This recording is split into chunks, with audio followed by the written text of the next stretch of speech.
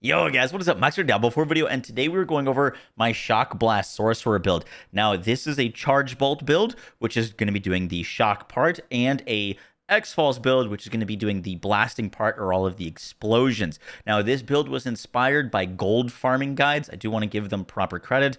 They put out a build very similar to this one that I was inspired by. However, I'm going to be using different gear. I'm using 7 glyphs in my Paragon board.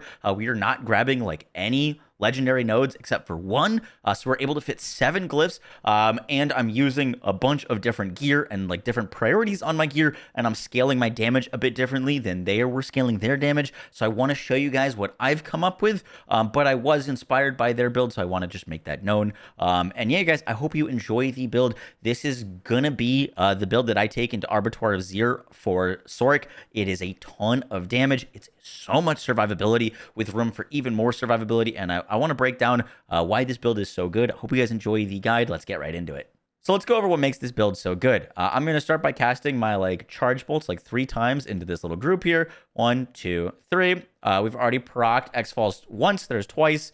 There's 3 times. There's 4 times. There's 5 times. There is 6 times.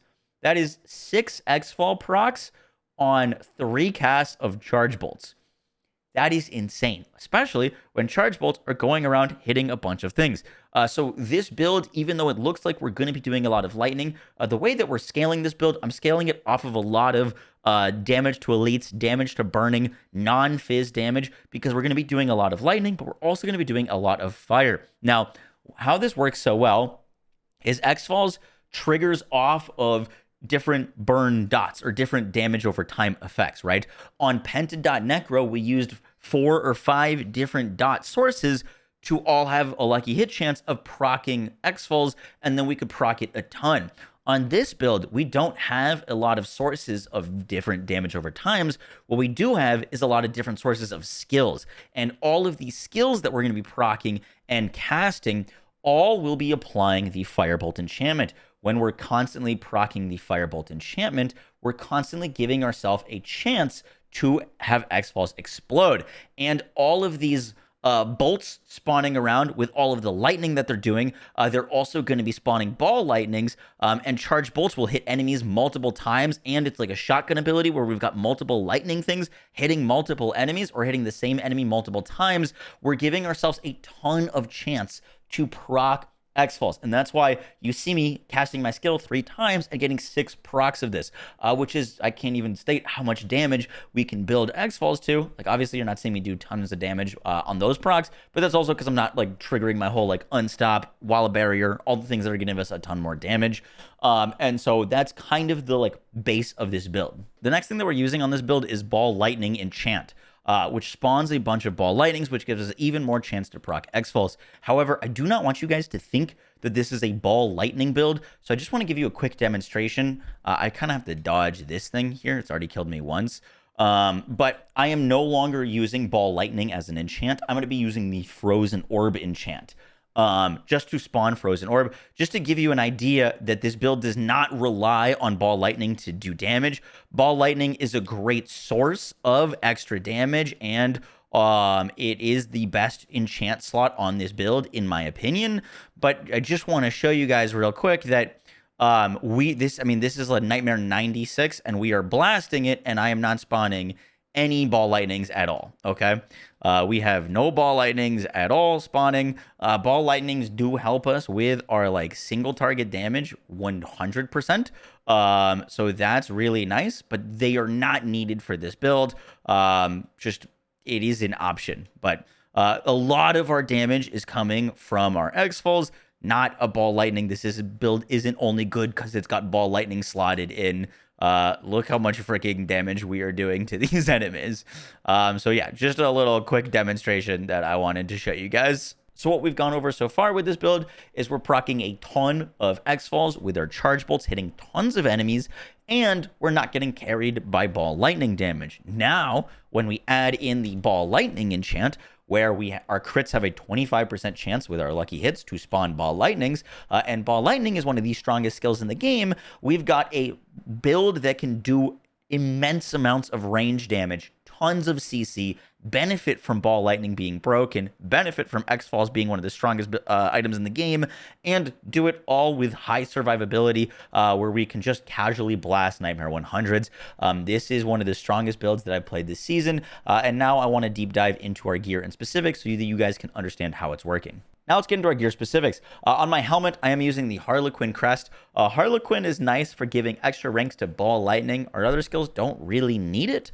And so Harlequin is great, but if you do not have this, you can use a helmet with cooldown, max health, armor, and a resistance roll, and then slap on the aspect that gives you more lucky hit, up to 20% more lucky hit while you have a barrier up.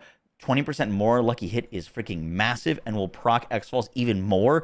So don't feel like you're going to be missing out on damage if you don't have Harlequin active, because right now I've got 57% lucky hit.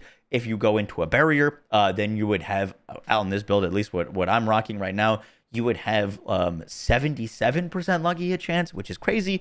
So helmet with lucky hit roll as the aspect with like health and cooldown. If you have Harlequin, it's really nice on this build. Just more max life, more cooldown, damage reduction, plus 4 ranks to our skills.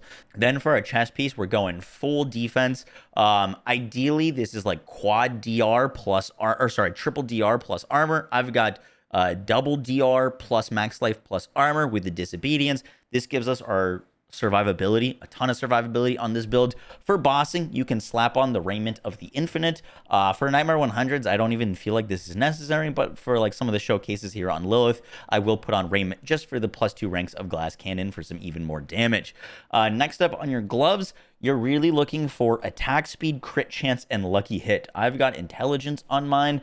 I could get ranks of charge bolts, which would be nice. Charge bolts and more damage from charge bolts is nice for this build, but it's not really what we care about all that much. So like attack speed, crit chance, lucky hit, ranks of charge bolts would be great. I've got some extra intelligence, which is nice for me as well. Either or, to be honest. Then for our pants, we're using Tibalt's Will. Tibalt's gives us a massive damage multiplier. It gives us unlimited resources because we've got multiple sources of unstoppable, and it's giving us quite a bit of damage reduction from close enemies. Tibalt's are best in slot for this build, in my opinion, because that 40% damage multiplier, it's going to go right into the xfals. So 40% more damage on our xfal explosions.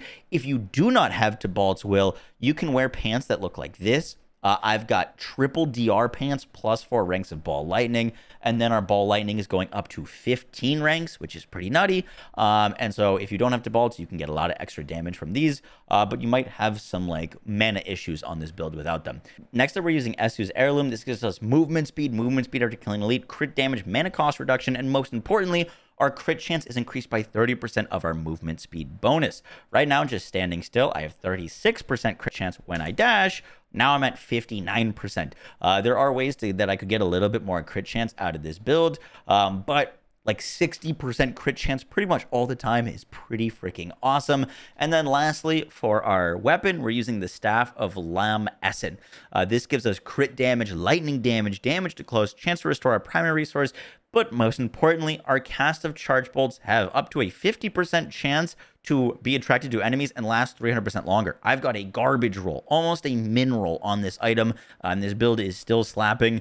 So getting like 50% or like 20% more often that my bolts last longer and are attracted to enemies would be massive for me. I just don't have that, and that's fine. Like, you're doing ridiculous amounts of damage without having like perfect stuff. Then on our amulet, we're rocking armor, mana cost reduction, ranks of all mastery skills. I actually don't even have a +3 roll, so I could get even more damage out of this build if I had a +3 mastery skill amulet. The reason we want mastery skills is because it's going to give us even more damage for our Ball Lightning. And then +3 ranks of Devouring Blaze. We are going to be using the Firebolt enchantment, so everything is going to be burning. So we're going to deal multiplicative crit damage to them. And then on my amulet, I've got the Imprinted Deal, up to 38% increased damage while you have a barrier active. I also don't have a max roll on this. Like, I'm missing out on so much damage on this build. My xfals Corroded Signet, I don't have a max roll. I'm not using one. I do have one on another character, actually. But this is doing our big damage explosions, lucky hit chance, cooldown, all stats. We don't really care about the damage over time. And then Talrashus, which I also, once again, don't have a max roll on. is giving us stacking up elemental damage for all of the elements that we're doing. We've got Cryo with Blizzard on this build. Some of the clips I'm using the Icy Blades. Some of the clips I'll be using Blizzard. I think they're both pretty good. Blizzard technically costs more mana, so it's costly to use, but it's better for this build because it's going to hit more enemies, which we'll get into it with our Paragon board on why that is important. And then, yeah, we just do so much damage with not super like optimal gear. Now let's get into our vampiric powers. For our vampiric powers, we're using Undying. This is going to give us tons of healing. We're spamming attacks, and we're spamming attacks because we're using Ravenous. Ravenous is going to give us a ton of attack speed. When I dash here, I'm getting 78% increased attack speed, which is crazy through the Ravenous aspect. Prey on the Weak is going to give us 16% increased damage to vulnerable enemies, which is massive because everything's going to be vulnerable on this build. We're using a Cursed Touch. I was originally using Sanguine Brace for a little bit more crit chance and the Fortify, and that was very nice. I actually have swapped over to a Cursed Touch so that we could get a 7th Paragon node, which is giving us even more damage, and a Cursed Touch is just making everything vulnerable all the time. We've basically got 100% uptime of vulnerable with this build. And lastly, we're using Infection. Infection gives us the poison damage, which procs our 4th element for our Tarashas, which would be stacking up to 60% increased damage if you had a max roll. For our skill tree, we're going to put 2 points into Firebolt. If we put a 2nd point into Firebolt, technically it gives us like a little bit more burning damage, so you don't have to put like a point here. You just put 2 points into Firebolt. So that's what we're doing. Doesn't really make much of a difference. Then we've got some points into Charge Bolts. We don't need to max this out. We're not really scaling Charge Bolts damage. However, we are going to be hitting a lot of enemies with Charge Bolts, so having some extra points into it does give us a little bit of extra damage. And with that, we're going to be using Destructive Charge Bolts, which gives enemies 25% less damage whenever they get hit by this. This adds to a ton to our survivability on this build. This is absolutely massive. Then we're coming over to our defensive skills. We've got Flame Shield with Enhanced Flame Shield. This gives us 25% extra move speed. Remember that move speed directly translates to our attack speed and our crit chance. So not getting 25% movement speed would be not good. So we're grabbing this movement speed. Then we're going to Teleport. Teleport gives us damage reduction. Damage reduction, super important. I'm using Ice Armor with damage against vulnerable enemies, contributes 50% more to Ice Armor's barrier. Everything is going to be vulnerable, and we're going to be dealing a ton more damage when we have a barrier up. So that is why we are grabbing that. Then we're coming down to, technically, we're grabbing Elemental Attunement, 1 point there, 3 points into Glass Cannon for some more damage. Here, we're putting 3 points into Precision Magic, 1 point into Align the Elements, 3 into Mana Shield, 3 into Protection. Whenever we use our cooldown, we're going to get 30% of our max life as a barrier for 3 seconds. This is really, really nice because, once again, we deal more damage while we have barrier up. Then here, 1 point into Inner Flames, mainly to get into Devouring Blades. 42% multiplicative crit damage against burning enemies is massive. 3 points into Static Discharge. We really want Crackling Energy up all the time. And 3 points into Invigorating Conduit. Upon absorbing Crackling Energy, you get 12 mana. This is really, really nice to us. We're going to be creating a ton of Crackling Energy, partly because of Ball Lightning. When I wasn't using Ball Lightning, I wasn't getting nearly as much Crackling Energy, mainly because Ball Lightning will hit enemies and spawn these Crackling Energies. But also, if an enemy is hit at least 4 times by a cast of Ball Lightning, a Crackling Energy is formed. Can only happen 2 times per cast. These are getting cast into groups and spawning even more Crackling Energies, which are very important in our Paragon board, which we'll get to in a second. Then, Unstable Currents. This is an awesome ultimate. We're able to spam all of our skills and get so many skills flying out everywhere. And because all of those skills are flying out everywhere, we're proccing more and more of our Firebolt enchantment for more xfal procs. Here, we've got Coursing Currents, stacking up crit chance. We don't need more points in this. Electrocution, enemies deal 15% less damage. Remember that just hitting enemies with charge bolts is 25%. So enemies are dealing 40% less damage on this build just inherently, which is amazing. And then we've got Convulsions. Shock skills have a 9% chance to stun enemies for 3 seconds. The reason I put 3 points in here is stun is CC, and CC is another form of survivability. So the more enemies that we're stunning, the more survivability that we're going to have. And lastly, for our Keystone passive, we're going to use Esu's Ferocity. You could use Veers to do like the increased damage with Shock, but apparently like part of this isn't working. Overflowing Energy is nice only to get back unstable currents. However, Esu's Ferocity gives us increased crit damage and crit chance. And even though this says it's only for fire, this is currently working for all elements. So it's working for cold, it's working for lightning, and we care about the lightning and the fire. So we're getting more fire crit damage with our explosions from our xfals, and we're getting more explosions and damage and crit chance for all of our lightning skills, which is just fantastic. Now we get to my Paragon board, which is freaking massive. This is a massive Paragon board. I am getting 7 glyphs on this build for as much survivability and damage as I can possibly squeak out. Now, how we are using 7 glyphs, I am not using the static surge legendary node. This node reads, after spending 78 mana, your next cast of Chain Lightning or Charge Bolts makes enemies vulnerable for 2 seconds and restores 10% of your mana. So the reason I'm not using this is, one, I'm using a Curse Touch, the vampiric power that makes enemies vulnerable. That will make enemies vulnerable 100% of the time. This is only making enemies vulnerable on my 3rd or 4th cast of Charged Bolts, which isn't great uptime on vulnerable on enemies. And I currently, on this build, have 112 mana. So 10% of my mana back, I'm getting like 12 mana back, which is the exact same amount of mana that I get as picking up a single crackling energy. And so I just don't think this is needed. And I went and tested having this node against Lilith and having this node in a Nightmare 100, and then I took it off, and I noticed that I just didn't need this legendary node at all. You may need this, and you could change the build slightly so that you're using this if you're having mana issues. But I just want to show you just real quick, like our mana issues. So I'm just going to spam against these guys. We're getting low on our mana. Then I can do my teleport. If we ever get low, I'm just spamming. I'm just getting tons of mana back. I can pop my flame shield. I can dash. I could just spam, and I could just sit here and spam and spam and spam. If it gets low, we could just dash again. And I'm not having any mana issues. And as you can see, we're not having any issues making enemies vulnerable. So I don't think that node is important. I'm just holding this button down.